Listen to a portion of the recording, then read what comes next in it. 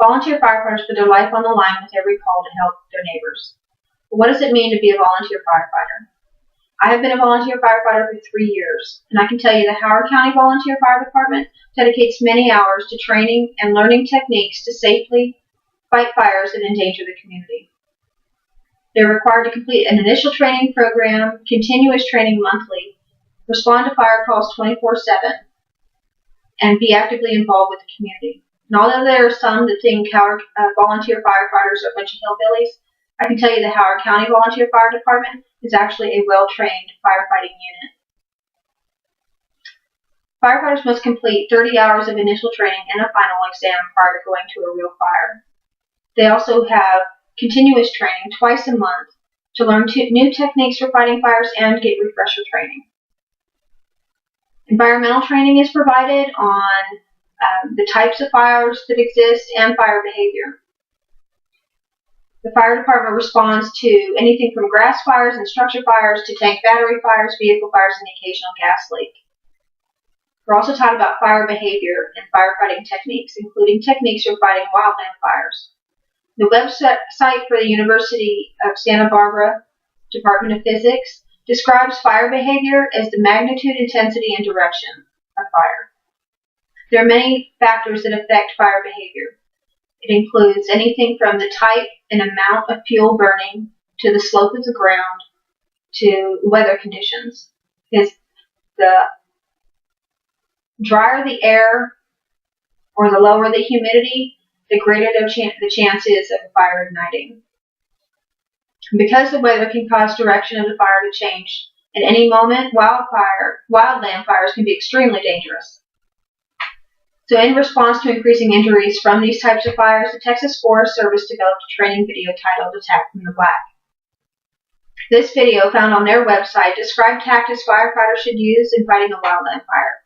This includes fighting the fire from the black or already burned area, which is considered a safe zone. If the wind were to shift and come back on the firefighters, they would already be in the burned area and safe from the fire.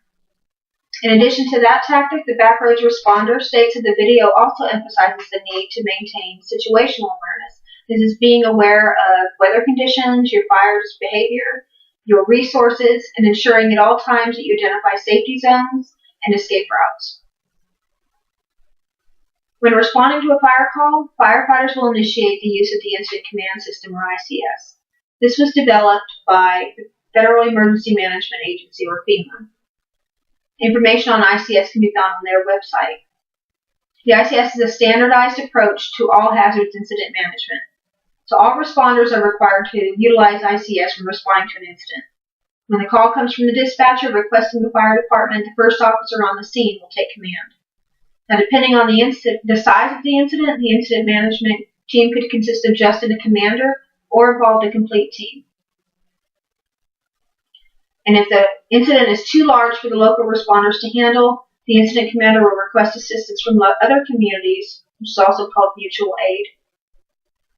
In addition to personnel, the incident commander could request anything from tanker planes to tanker trucks and bulldozers to help fight the fire. And the command center will also ensure that firefighters have the necessary supplies they need, such as food, water, flashlights, and radios to do their duties.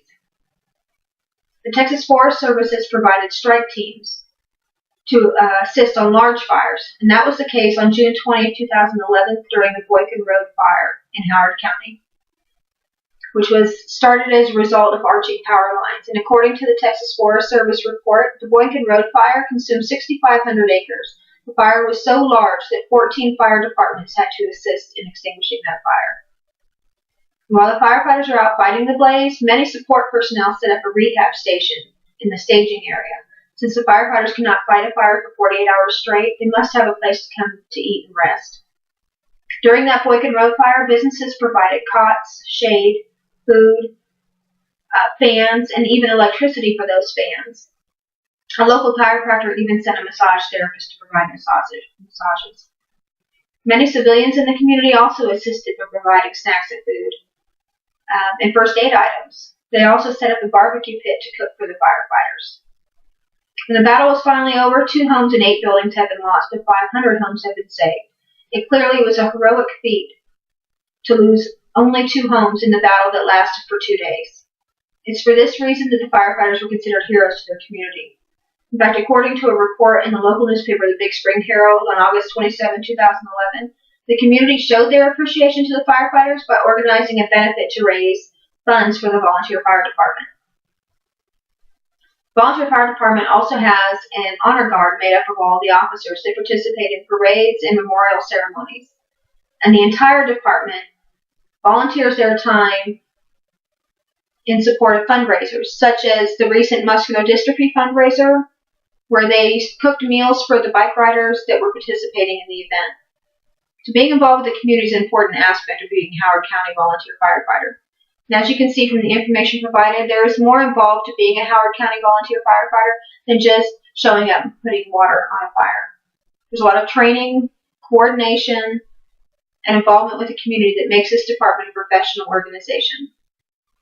For them, it is not just another fire or a boring event. It is a duty to help your neighbor and community. It is a moral code. It is the dedication the volunteer firefighters have to continual training, helping other communities, and protecting Howard County that has endeared these men and women to the hearts of the citizens of this county and made them heroes to all who live here. Hopefully you have learned, or you have a better understanding of what it means to be a volunteer firefighter, and maybe now you will join the fun. Thank you.